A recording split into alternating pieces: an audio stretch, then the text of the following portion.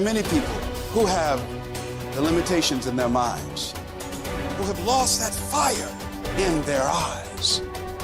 You aren't given any breaks in life. You make them for yourself. We are all being tested in life.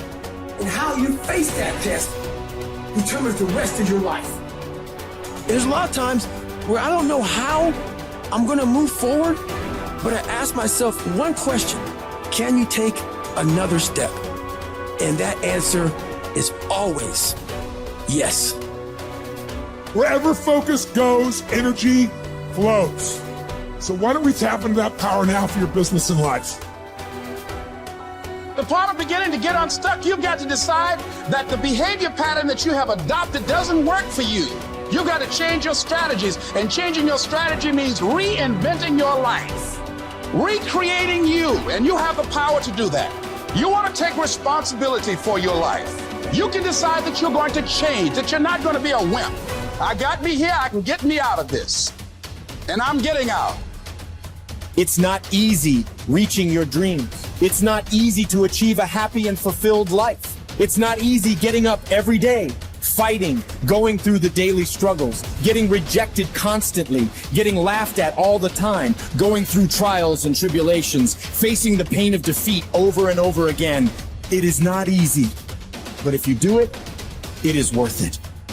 See, when people ask you, say, how you doing? Even if you're having some difficult times, say, I'm blessed and highly favored. Because anytime you wake up and you don't have a white chalk outline around your body, it's a great day. You got to tell yourself that no matter what gets in my way, I'm going to keep going. I'm going to keep moving. I'm going to keep winning. I'm going to keep surviving. It's everything that you want, because you went through that pain of that journey. It felt like he wanted to just knock you down and say, you know what? You can't do it. Understand that it's going to be trials and tribulation.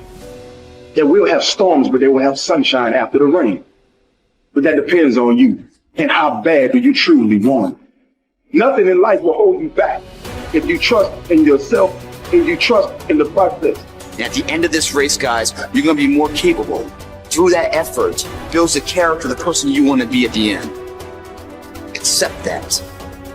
And so I say to you, it's possible you can live your dream. If it's becoming a diamond, if it's having more, it's achieving more, it's possible you can live your dream. It's necessary that you have a plan of action, that you're resilient, that you stick to, that you have the vision and never give it up, that you become creative and relentless and keep on coming back again and again and again, and that it's you that you got to take personal responsibility to make it happen. And when life knocks you down, jump back up and say, it's not over until I win.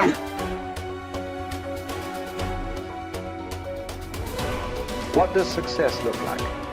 What does it take? A human being has come with such open sense of possibilities. Those who are committed to being successful with whatever they're doing, one important aspect of their life is, that is what gets you across so many lines in our life, so many barriers in our life.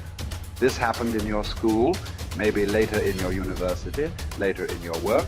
It's happening to people, maybe not everyone, but to a whole lot of people. Their commitment to success is weak.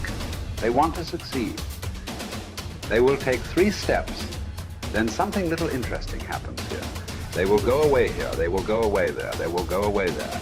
Hey, I want to live. Their commitment to success is weak. Either situations around them in some way, situations can impede you from doing what you're doing very easily. Many times it happens to everyone. But when this happens, people weaken their commitment for their success. Maybe physically they'll feel a little weak. They will weaken their commitment to success. Maybe their emotions slosh around a little bit. They will weaken their commitment to success. So our commitment to success should not weaken because there is social drama going on, or physiological drama, or psychological drama. Whatever happens, your commitment to success should not weaken. That is what gets you across so many lines in our life, so many barriers in our life. So what does success look like? What does it take? Those who have been very successful, either in music, sport, art, business, spiritual process, doesn't matter what. Those people never know when they ate, when they slept, when they got afternoon rest. I have not seen such a thing in my life. So those who are committed to being successful with whatever they're doing, one important aspect of their life is they're not settling down where it's very comfortable. Because comfort will happen when they lower you to the very, very comfortable. Have you seen how comfortable they are? Once they're dead, if you throw them there also, they're comfortable. If you lower them, they're comfortable. Right now, it's about ensuring that there is profoundness of experience and there is impactfulness of activity. Because if they had given you a limitless amount of time, you could do all those things, nothing wrong. I'm not against it. But they gave you such a little time with such tremendous potential of being human. That's the problem. If creation had made you like an earthworm, I'm not saying there's anything wrong with it. It is just that it's a unipolar potential. It can only do that much. An earthworm is not thinking of climbing a tree because it knows it'll be picked up by the birds. It never has such aspirations. It just wants to recycle the earth. You know, it is beneficial to so many other lives, including us, but its objective is very clear: to eat and to reproduce and to die. Very clear objective. That purpose to fulfill, he strives. I don't think he sleeps in the afternoon. I don't think so, because many afternoons I've seen earthworms. They were all vigorously active, but a human being came with too many potentials. Because of that, it needs a certain level of striving for a human being to forget about the world, to consider yourself successful. If your idea of success is you're doing little better than your neighbor, I call that sickness. That is not success. You are happy that your neighbor is worse than you. Is this sickness or success? It is sickness. But in some way, you feel fulfilled with what you're doing. Let's consider that as success for now. It doesn't matter whether you're better than somebody or worse than somebody. That question should not even come up in your mind. But in some way, you feel you're using yourself fully, and there's a certain sense of fulfillment in your activity. Well, if you're capable of just closing your eyes and simply sitting without any activity, that's fantastic. But you cannot do that. You cannot do that right now. In the states that you are, you can't simply close your eyes and become still. Instead of being busy, you will become preoccupied. That doesn't mean you're improving, that means you're regressing in some way. The problem about this success is people always making judgments.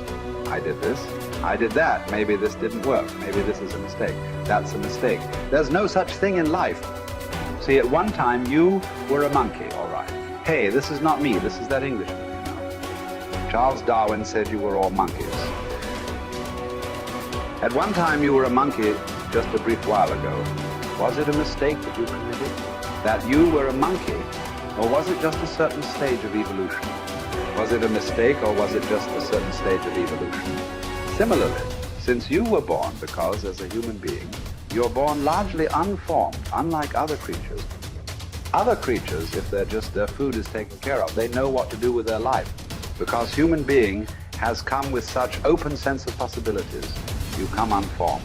You don't come fixed. You have to fix yourself. Different people throw different types of balls at you. From all over, your parents, your teachers, the school, the neighbors and society and the world throws all kinds of things at you. To gather all this muck and make something worthwhile out of yourself is your business. That's your success. It doesn't matter whether somebody thinks you're worthwhile or not. You feel you are a worthwhile life. Good enough for now.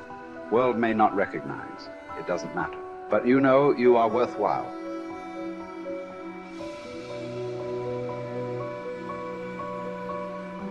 It's hard to say what the soul means metaphysically because, say beyond the confines of a single human being, we do have this sense that the soul can expand itself into something that's greater than it has been. It has this capacity for growth.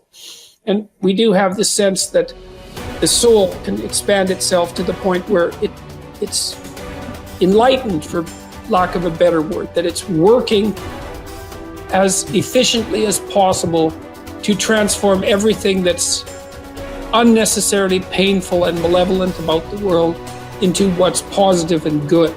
And that it does that as a consequence of confronting the world with courage and truth. And I think that's right. And I do think that means that the soul participates in something eternal, which is the attempt of being itself to transform what's unnecessarily painful and malevolent into what's good, and that human beings actually do participate in that, and that that's part of the reason that our ancient tradition insists that we're made in the image of God.